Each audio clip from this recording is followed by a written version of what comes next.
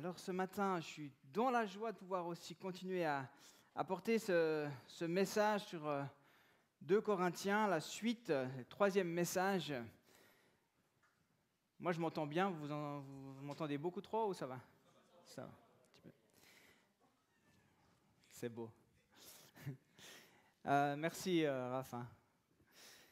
Alors, je vais me décaler un peu, on va faire les choses. Voilà. Alors, je vais vous redonner un tout petit peu le contexte pour ceux qui étaient peut-être qui ont loupé un message ou un autre, juste redonner un tout petit peu le début. Donc, on a appelé cette série Promesses et encouragement. Et puis, on a vu que Paul a besoin d'encouragement suite à la persécution subie en Asie, suite à ses difficultés aussi relationnelles avec les Corinthiens, et puis spécialement avec des faux enseignants, ceux qui contestent son ministère, son apostolat. Et nous avions saisi 3 vérités dans le premier message. Nous avons un bon Père qui nous encourage toujours. Il nous encourage et nous rend aptes à encourager d'autres. Et puis, ces encouragements sont à la mesure de nos épreuves. Et c'est vrai, c'était vrai pour Paul, c'est vrai pour chacun d'entre vous ce matin, c'est vrai pour le peuple d'Israël, le peuple palestinien, c'est vrai pour les Ukrainiens, c'est vrai pour chaque Russe qui souffre aussi de ce conflit, c'est vrai partout dans le monde, c'est une réalité. Nous avons un bon Père, mais heureux la nation qui a l'Éternel pour Dieu. Hein, c'est que comme ça qu'on peut découvrir à quelle mesure ce Dieu est extraordinaire. Alors oui, merci Seigneur pour ces vérités qui nous touchent aujourd'hui, puis qui sont des réelles bénédictions pour Paul et dans nos circonstances. Et puis nous avons vu dans le second message avec Jean-Jacques que déjà il y avait un réel encouragement à pardonner. Paul il était pris à partie avec une personne spécialement, et puis il a vraiment eu cet encouragement de pardonner, d'aimer, de faire grâce, de laisser aucune place à l'ennemi. Et puis, il nous a associés au triomphe de Christ. Dieu fait de nous, Église, diffuseur du parfum de Christ. Extraordinaire, ça sent vachement bon ce matin. Vraiment, c'est bon. Quelle belle image. Et ce qui me frappe un peu en relisant ces textes avec ce contexte bien à l'esprit, c'est que Paul, il est en train de démontrer d'une manière naturelle, finalement, un peu quel type de leader il est. Et lorsqu'on cherche à nous discréditer, lorsqu'on cherche à nous casser en disant des fausses choses sur nous, on a 2 possibilités généralement. Soit on rétorque, et puis on est dans la justification, et puis chaque fois que quelqu'un nous lance un pic, on dit « mais non, c'est pas vrai », et puis toi, et puis hein. Ou alors, on laisse dire, puis au lieu de se défendre avec des mots, on vit simplement. On démontre naturellement ce qui est vrai. Et je crois que Paul a choisi cette deuxième possibilité parce qu'il a commencé par exprimer sa pleine et entière confiance en Dieu. C'est un bon Père qui encourage, c'est un bon Père qui console. Donc il a démontré sa dépendance à Dieu, ce Dieu qui est généreux, qui relève, qui marche à nos côtés. Paul fait preuve d'humilité. Et puis il démontre aussi son désir d'encourager, de consoler d'autres à son tour. Paul, il a de la compassion. Et puis il démontre concrètement, face à cette situation précise dans le chapitre 2, sa capacité à pardonner, à faire grâce, à encourager. Donc il est en train de montrer simplement par ce qu'il écrit, par ce qu'il dit, qui il est. Ce qu'on dit de lui, ce n'est pas vrai. Mais simplement parce qu'il vit, par ce qu'il dit. Alors, en ce même sens, j'aimerais vraiment nous inviter à ne pas nous battre pour expliquer ce qu'on n'est pas. Ne vous battez pas pour expliquer ce que vous n'êtes pas, mais simplement montrer qui vous êtes en Christ. Simplement, au travers de votre amour. Finalement, pour ses détracteurs, Paul est en train de mettre en évidence une différence notoire entre eux et lui. Ce qu'on va parler aujourd'hui, c'est qu'il est ministre d'une nouvelle alliance. Paul, il ne vient pas apporter la loi et ses commandements qui tuent, mais il vient communiquer la vie par l'Esprit Saint. Et il va dire plusieurs fois, mais en fait c'est Christ qui est à l'œuvre au travers de lui. Voilà ce qu'il va faire ressortir dans ce 3e chapitre dont on va lire une bonne partie maintenant. Donc je vous invite à ouvrir vos Bibles. Je lis dans la version second 21. Vous pouvez suivre bien sûr à l'écran avec moi. Commençons-nous de nouveau à nous recommander nous-mêmes? Ou avons-nous besoin, comme certains, de lettres de recommandation pour vous ou alors de votre part? C'est vous qui êtes notre lettre, écrite dans notre cœur, connue et lue de tous les hommes. Il est clair que vous êtes une lettre de Christ, écrite par notre ministère, non avec de l'encre, mais avec l'Esprit du Dieu vivant, non sur des tables de pierre, mais sur des tables de chair, sur les cœurs. Telle est l'assurance que nous avons par Christ auprès de Dieu. Je ne dis pas que nous soyons capables, par nous-mêmes, de concevoir quelque chose comme si cela venait de nous. Notre capacité, au contraire, vient de Dieu. Il nous a aussi rendus capables d'être serviteurs d'une nouvelle alliance, non de la lettre, mais de l'esprit. Car la lettre tue, mais l'esprit fait vivre. Or, si le ministère de la mort, gravé avec des lettres sur des pierres, a été glorieux, au point que les Israélites ne pouvaient pas fixer les regards sur le visage de Moïse, à cause de la gloire dont il rayonnait, et qui pourtant était passagère, combien le ministère de l'Esprit sera plus glorieux. Je saute au verset 13, parce qu'il développe un petit peu cette différence-là. Nous ne faisons pas comme Moïse, qui mettait un voile sur son visage, pour que les Israélites ne fixent pas les regards sur la fin d'une réalité passagère. Mais leur intelligence s'est obscurcie. Jusqu'à aujourd'hui, en effet, le même voile reste lorsqu'ils font la lecture de l'Ancien Testament. Il ne se lève pas parce que c'est en Christ qu'il disparaît. Jusqu'à aujourd'hui, quand les écrits de Moïse sont lus, un voile recouvre leur cœur. Mais lorsque quelqu'un se convertit au Seigneur, le voile est enlevé. Or, le Seigneur, c'est l'Esprit. Et là où est l'Esprit du Seigneur, là est la liberté. Nous tous qui, sans voile sur le visage, contemplant, comme dans un miroir, la gloire du Seigneur, nous sommes transformés à son image, de gloire en gloire, par l'Esprit du Seigneur. Amen.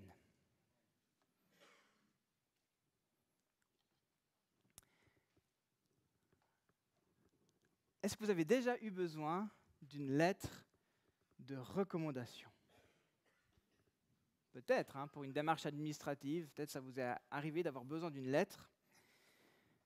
Encore aujourd'hui, dans beaucoup de pays, vous ne pouvez pas rejoindre une nouvelle communauté sans apporter une lettre de recommandation de votre ancienne église. C'est sérieux, là je vois vous êtes dubitatif, mais oui, c'est vraiment sérieux. Puis j'ai d'ailleurs eu le privilège d'en recevoir une d'un frère récemment arrivé parmi nous. Quel plaisir ça m'a fait de voir que c'était encore pratiqué à certains endroits, c'est vraiment sympa. Et cette pratique était très courante dans le Nouveau Testament. Paul en fait mention ici, mais il ajoute fréquemment de telles recommandations dans des salutations de ses lettres, comme par exemple en Colossiens 4, 10, Aristarque, mon compagnon de détention, vous salue, ainsi que Marc, le cousin de Barnabas, au sujet duquel vous avez reçu des instructions, donc ils ont déjà reçu des recommandations. S'il vient chez vous, faites-lui bon accueil. C'est ce genre de recommandations, où des fois il disait, voilà, c'est un fidèle frère, il a servi avec moi, réservez-lui le meilleur des accueils, etc. Et puis bien sûr, on peut penser à la lettre de Paul à Philémon, qui est finalement une lettre de recommandation en elle-même, où il recommande Onésime à Philémon. Mais Paul dit ici qu'il n'a pas besoin d'une lettre de recommandation. Il dit « vous êtes notre lettre ». Donc, en gros, il est en train de dire « mais il n'y a qu'à regarder à ces chrétiens, cette Église, pour voir le fruit du ministère ». Et puis c'est le premier encouragement que j'aimerais nous laisser. Vous êtes une lettre de Christ écrite par notre ministère. Il y a un fruit évident, visible pour toute personne qu'on ne peut pas nier. Ils voyaient ça, et puis finalement les contradicteurs de Paul ne pouvaient pas nier cette réalité. On reconnaît un arbre à son fruit, on reconnaît aussi un ministère à son fruit. Puis Paul, il va même plus loin en soulignant l'action de Christ qui leur a confié cette communauté. Et il dit, mais en fait, c'est comme si Christ a écrit une lettre sur notre cœur. Il les a comme déposées sur le cœur de Paul et de ses collaborateurs. D'accord ? Donc c'est comme si c'est Christ lui-même qui a mis à cœur cette communauté. Et puis il fait directement référence à la loi de Moïse, puis c'est intéressant vu que ça reste dans tout ce chapitre. Donc cette loi écrite sur des pierres, ça c'est la première ou l'ancienne alliance, puis cette nouvelle alliance où c'est écrit par l'Esprit dans le cœur. Et puis donc il est bien en train de dire, moi je suis ministre de la nouvelle alliance. Christ a écrit sur notre cœur par l'Esprit. Il nous a mis cette communauté à cœur. Donc il se positionne ainsi.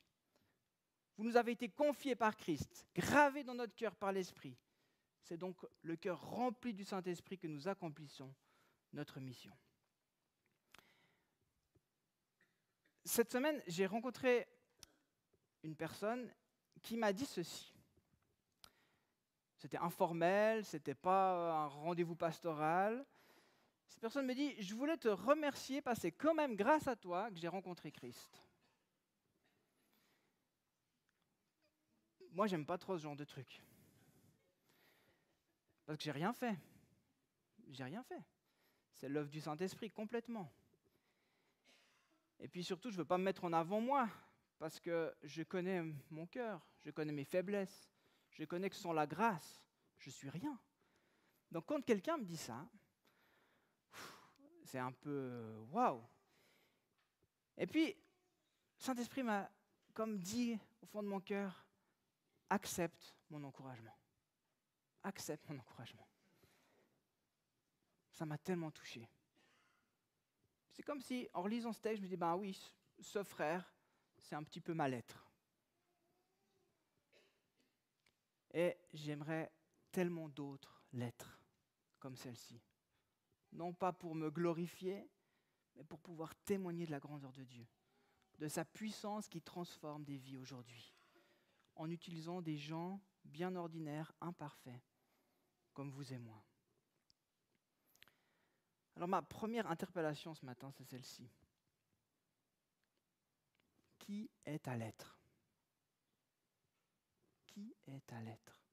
N'y a-t-il pas quelqu'un que le Seigneur a déposé sur ton cœur, en qui tu pourrais investir du temps dans la relation, dans la prière d'intercession, dans le partage de la parole, afin que cette personne soit aussi un fruit évident de ta vie de disciple de Christ.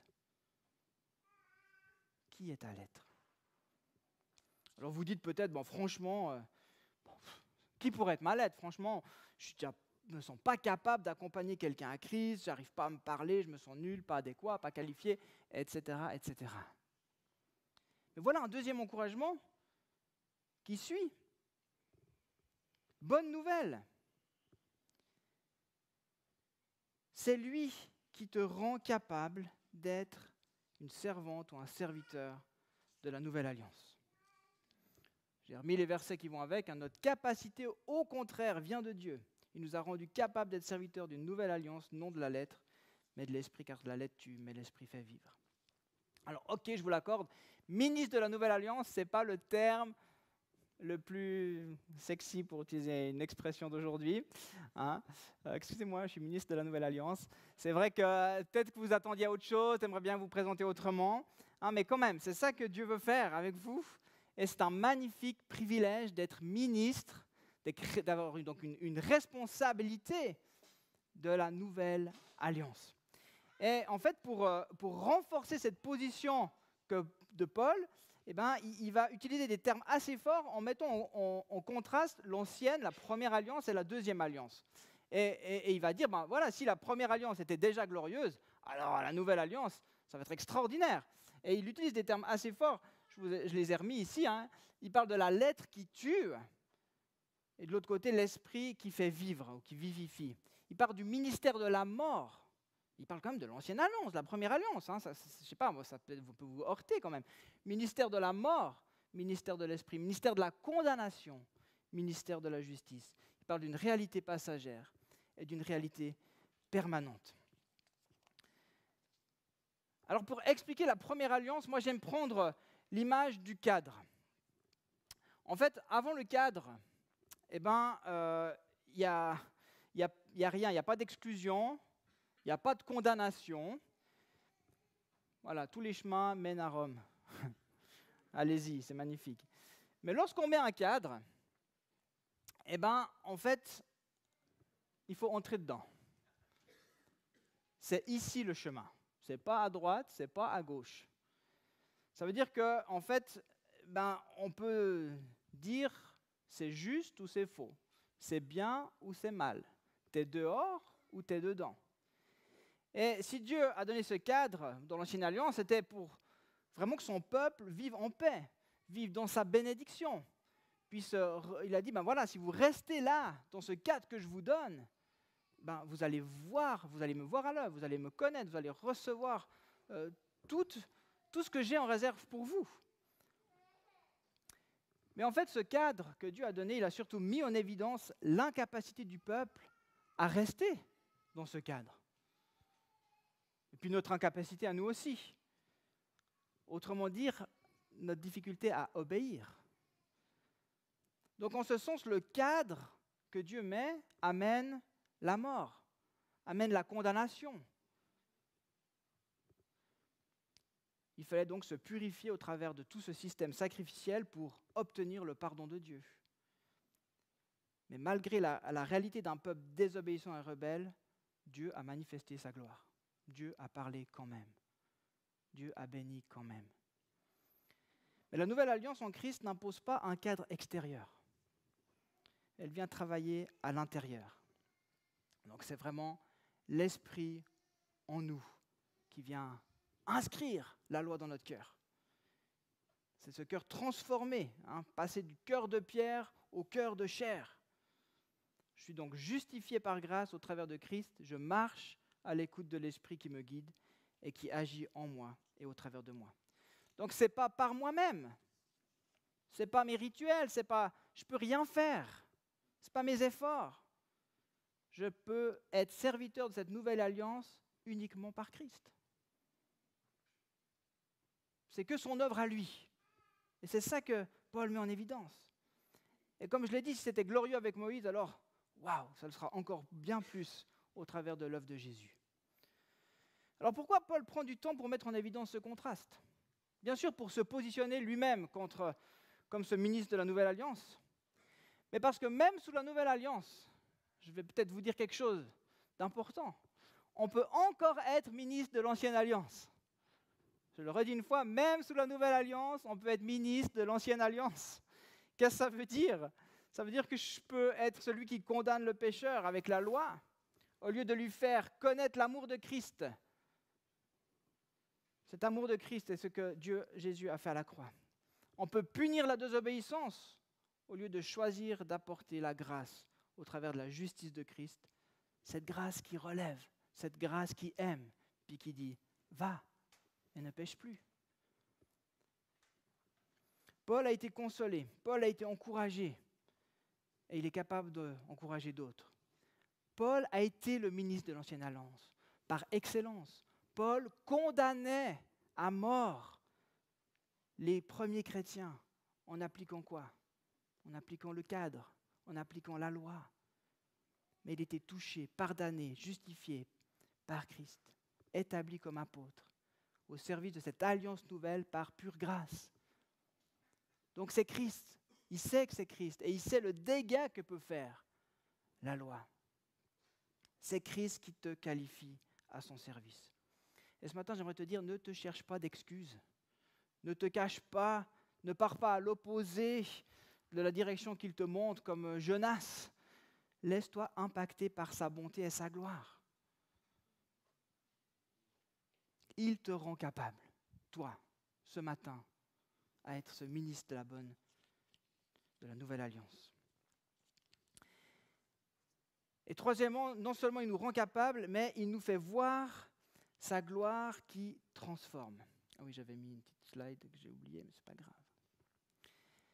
Je redonne encore les quelques versets. « Mais lorsque quelqu'un se convertit au Seigneur, le voile est enlevé. Or, le Seigneur, c'est l'Esprit, et là où est l'Esprit du Seigneur, là est la liberté. nous tous qui sans voile sur le visage, contemplant comme dans un miroir la gloire du Seigneur, nous sommes transformés à son image, de gloire en gloire par l'Esprit du Seigneur.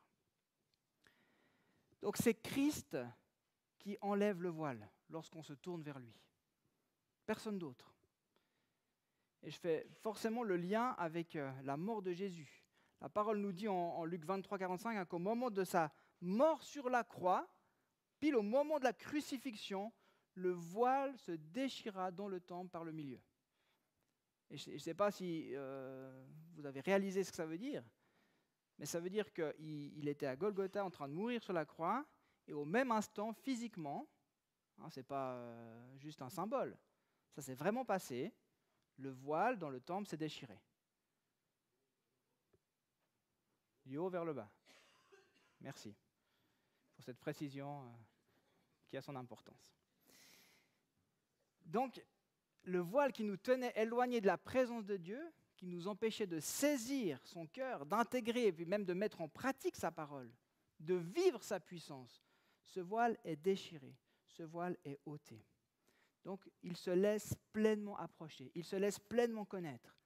Il nous rend participants de sa gloire et de son triomphe, comme on l'a vu la semaine dernière. Alors, qu'est-ce que ça veut dire dans la vie de tous les jours ? Moi, j'aime bien définir la gloire de Dieu comme sa complète bonté. À la lumière d'Exode 33 et 34, lorsque Moïse demande à l'Éternel de lui montrer sa gloire, qu'est-ce que l'Éternel lui répond ? Il lui dit « Je ferai passer devant toi toute ma bonté et je proclamerai devant toi le nom de l'Éternel. » Et puis au chapitre 34, verset 6, on peut lire aussi « L'Éternel passa devant lui et s'écria « L'Éternel est un Dieu de grâce et de compassion, lent à la colère, riche en bonté et en vérité. » Vous connaissez l'histoire, Moïse est resté 40 jours, 40 nuits sur le mont Sinaï. Il est redescendu avec les tables de la loi et il rayonnait. Il a dû mettre un voile sur son visage pour parler au peuple, puis quand il parlait à Dieu, il enlevait ce voile. Mais quand il transmettait les ordres finalement que l'Éternel lui avait donnés, il devait mettre ce voile. En fait, c'était trop pour le peuple. Il est même dit que le peuple avait peur.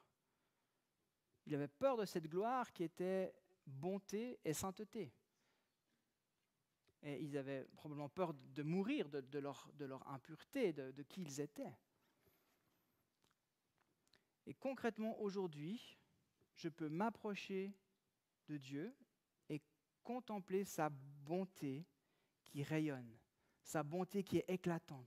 Je peux le connaître personnellement, ce Dieu de grâce, de compassion, lent à la colère, riche en bonté et en vérité.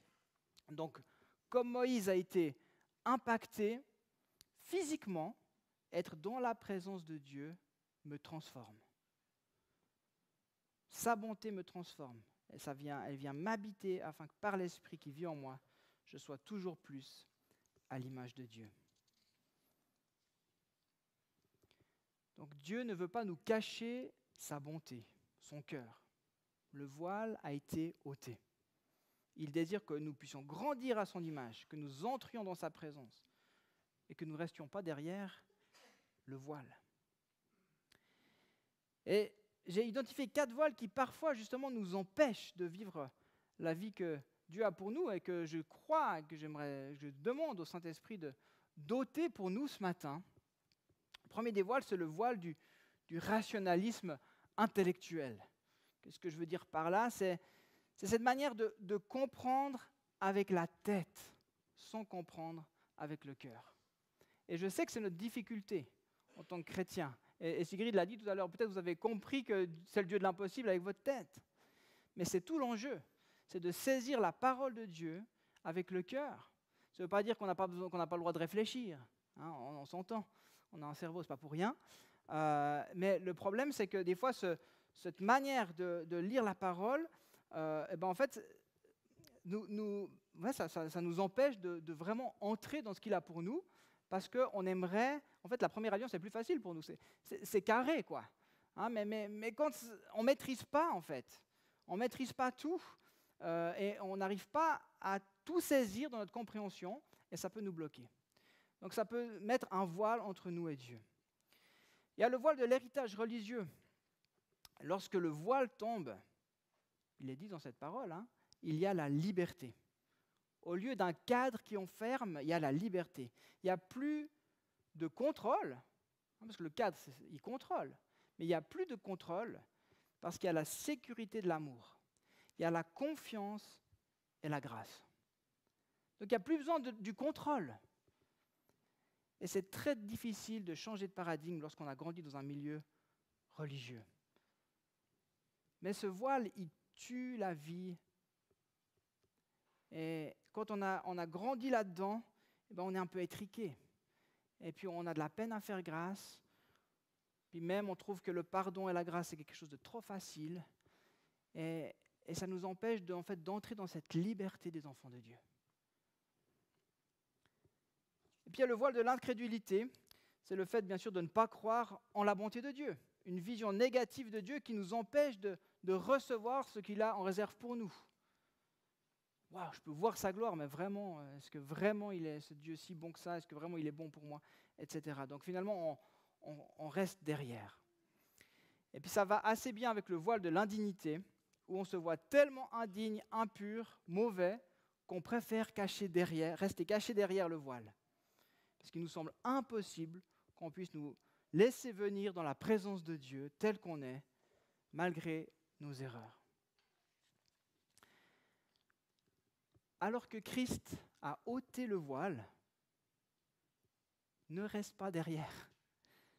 Ne te prive pas de goûter à sa bonté et à sa présence transformatrice. Après ces 3 encouragements, Paul il va en fait conclure avec le premier verset du chapitre 4, où il dit « Ainsi donc, puisque par la bonté de Dieu, nous avons ce ministère, donc ce ministère de la Nouvelle Alliance, nous ne perdons pas courage. » Nous ne perdons pas courage. Donc Paul, il s'encourage lui-même en fait dans cette lettre en réalisant le privilège qu'il a d'être ministre de la Nouvelle Alliance, témoin de l'œuvre de Christ et d'être toujours plus à l'image de Dieu. Ne perdons pas courage. Ne perds pas courage. Et puis au verset 6, il donne un peu un sens à tout cela. Il dit « En effet, le même Dieu qui un jour a dit que la lumière brille du sein des ténèbres, a lui-même brillé dans notre cœur pour y faire resplendir la connaissance de la gloire de Dieu, la connaissance de la bonté de Dieu, de sa sainteté, qui rayonne du visage de Jésus-Christ. » Donc, en conclusion, on peut dire que tu es appelé à rayonner la gloire de Dieu, comme Christ rayonnait sur la terre la gloire de Dieu. Je dis sur la terre, mais il rayonne toujours. Alors si je parle uniquement de rayonner sa gloire, ça peut paraître abstrait. Mais si on se souvient, ce que je vous ai dit tout à l'heure, que sa gloire, c'est sa bonté, c'est ce Dieu lent à la colère, riche en bonté, plein de compassion, alors ça prend son sens. Ma manière d'accueillir l'autre peut refléter cette bonté. Ma manière de regarder l'autre peut manifester sa compassion. Ma manière de réagir lorsque je me sens agressé peut refléter sa patience. Mes paroles peuvent refléter sa bonté. Comme dans un miroir. Je n'ai pas mis tellement l'accent là-dessus, mais on sait que à ce moment-là, un miroir, c'était reflétait une image bien imparfaite, c'était un métal poli, puis c'était pas comme aujourd'hui, du verre où vraiment vous voyez bien. Hein, donc c'était pas parfait, c'était pas une image encore parfaite, mais c'est un processus de transformation que nous sommes invités à vivre alors que nous nous tenons dans sa présence, dans sa gloire. Les musiciens, vous pouvez vous approcher. Donc on a entendu 3 encouragements ce matin. Il y a des personnes qui sont une lettre de Christ écrite par vous, par votre ministère. C'est lui qui te rend capable d'être une servante ou un serviteur de la nouvelle alliance. Et puis il nous fait voir sa gloire et nous transforme à son image. Et j'aimerais juste vous inviter à un petit moment de silence, faire un appel tout simple ce matin.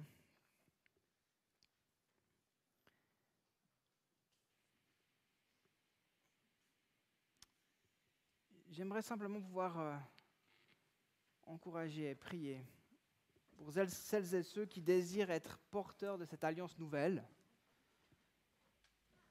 mais qui ont encore des doutes. Peut-être que, comme moi des fois, tu as des doutes, tu dis « Ouais, mais moi, je ne porte pas de fruits. » J'ai cette conviction que ce matin, le Saint-Esprit aimerait t'encourager comme il l'a fait pour moi cette semaine. Et alors que simplement tu es là ce matin, que tu dis « C'est vrai, je ne me sens pas apte, je ne me sens pas capable, je n'ai pas l'impression que ma vie de disciple de Christ soit extraordinaire et y porter du fruit. » Laisse-toi encourager par le Saint-Esprit. Il veut aussi te montrer, te dire, te rappeler maintenant qui est ta lettre. Qui est ta lettre.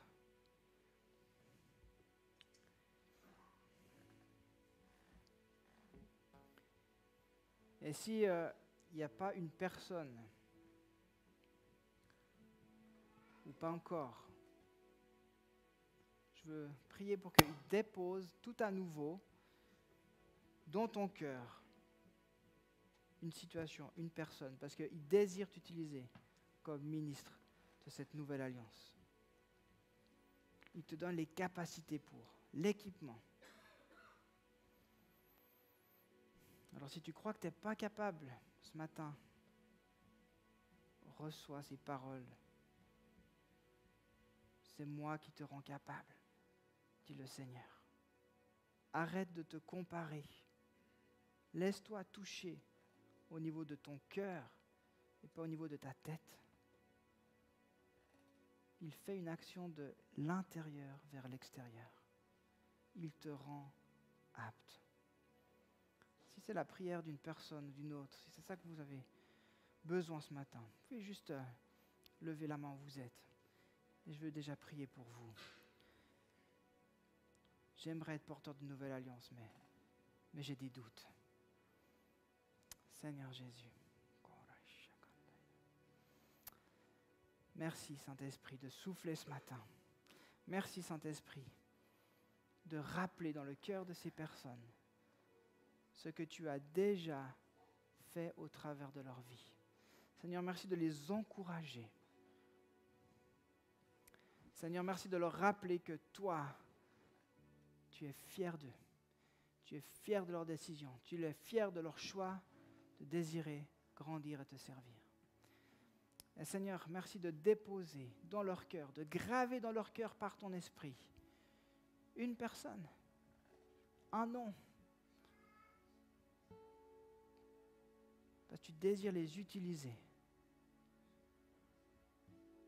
comme ils sont, avec leurs imperfections, avec leurs incapacités humaines. Parce que toi, tu es capable. Toi, tu rends apte. Seigneur, je prie qu'il n'y ait pas d'obstacle. Je prie qu'il n'y ait plus d'esprit de comparaison. Dans le nom de Jésus, que ça tombe.